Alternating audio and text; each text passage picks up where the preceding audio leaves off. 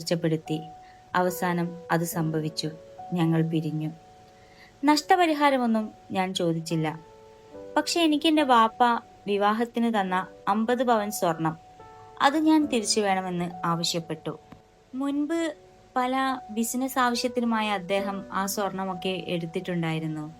അദ്ദേഹം നാട്ടിലൊരു തുണിക്കടയൊക്കെ തുടങ്ങിയിരുന്നു. പക്ഷെ അതൊന്നും അത്ര വലിയ സക്സസ് ആയില്ല. അതുകൊണ്ട് തന്നെ അതിന് തത്തുല്യമായ പണം അവർ എനിക്ക് തന്നു.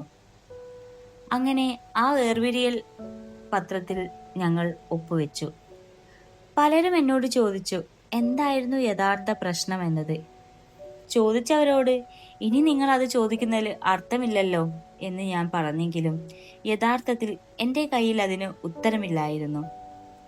ആ ബന്ധം പിരിയാനുള്ളതായിരുന്നു. അത് മാത്രം എനിക്കറിയാം.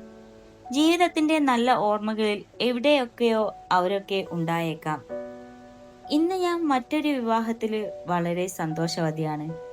ഇതായിരുന്നു ഞാൻ ജീവിതത്തിൽ ആഗ്രഹിച്ചത്. ഈ സന്തോഷമായിരുന്നു എനിക്ക് വേണ്ടിയിരുന്നത്. അന്ന് എനിക്ക് ഇതല്ല ലഭിച്ചിട്ടുണ്ടായിരുന്നത്. അതുകൊണ്ട് തന്നെ ഞാൻ വേർപിരിയാനെടുത്ത തീരുമാനം ഒരിക്കലും എനിക്ക് തെറ്റായി തോന്നിയില്ല. കുറച്ച് വൈകിയാണെങ്കിലും എന്താണോ ഞാൻ ജീവിതത്തിൽ ആഗ്രഹിച്ചത് അത് എന്നിലേക്ക് വന്നു ചേർന്നു. ഞങ്ങളുടെ തീരുമാനം മകനെ ബാധിച്ചു എന്നതൊരു യാഥാർത്ഥ്യമാണ്. അവൻ കുറച്ച് എൻ്റെ അടുത്തും കുറച്ച് അവരുടെ അടുത്തുമായി നിൽക്കും. എങ്കിലും അവനൊരു പേരൻസിന്റെ സ്നേഹം ഒരുമിച്ച് കിട്ടുന്നില്ല എന്നുള്ളത് എനിക്കും ഇടയ്ക്ക് തോന്നാറുണ്ട്. പക്ഷെ അതിൽ നിന്നിരുന്നെങ്കിൽ ചിലപ്പോൾ അവനോ ഒന്നും ഉണ്ടാവുമായിരുന്നില്ല. ഇന്ന് ദൂരത്തായിരുന്നാലും ഞങ്ങൾ അവനെ സ്നേഹിക്കാനുണ്ടല്ലോ. അവരുടെ അടുത്തും എൻ്റെ അടുത്തുമായിട്ട് തന്നെയാണ് അവൻ വളരുന്നത്.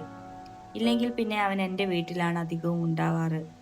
അവിടെ വേറെ ആരുമില്ലല്ലോ, അവൻ മാത്രമല്ലേ ഉമ്മാക്കുള്ളൂ. പക്ഷെ എന്നെങ്കിലും ഒരിക്കൽ അയാളെ കണ്ട് കഴിഞ്ഞതിനെല്ലാം മാപ്പ് പറയണമെന്നുണ്ട്. അത് ആവശ്യമാണോ എന്നൊന്നും അറിയില്ല. പക്ഷെ മനസാക്ഷി എന്നോടത് ആവശ്യപ്പെടുന്നുണ്ട്. മകൻ അവിടെ പോവാറുണ്ട്. അവനെ അവരെ വീട്ടിൽ കൊണ്ടുപോവാറൊക്കെയുണ്ട്. അദ്ദേഹവും വളരെ പെട്ടെന്ന് തന്നെ മറ്റൊരു വിവാഹം കഴിച്ചിരുന്നു. പക്ഷേ ഞാൻ ഇന്ന് ഈ അവസ്ഥയിലേക്ക് എത്താൻ വർഷങ്ങളെടുത്തു. എനിക്ക് കുറച്ച് സമയം വേണമായിരുന്നു എല്ലാത്തിനും, മനസ്സിനും ശരീരത്തിനും ഒക്കെ. അദ്ദേഹം വളരെ പെട്ടെന്ന് തന്നെ മറ്റൊരു വിവാഹം കഴിച്ചതിൽ എനിക്ക് അത്ഭുതമൊന്നും തോന്നിയില്ല. കാരണം അദ്ദേഹം അത് ചെയ്യുമെന്ന് പിന്നീട് എനിക്ക് മനസ്സിലായിരുന്നു. ബന്ധമൊഴിഞ്ഞ് 2-3 മാസത്തിനുള്ളിൽ തന്നെ അദ്ദേഹം മറ്റൊരു വിവാഹം